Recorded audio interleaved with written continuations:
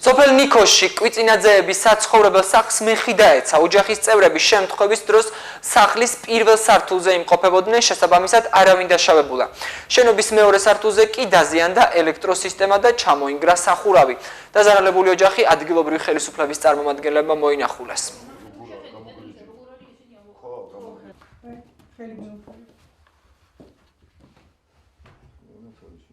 ძალიან საშინელი ჭექა ქუხილი ატყდა. აღარ ვიცოდით სად წავსულიყავით. ვიყავით დაბლა შეფარებულები და უცებ რაღაცა წამოვიდა წითლად გაანათა ჩვენ სახლზე.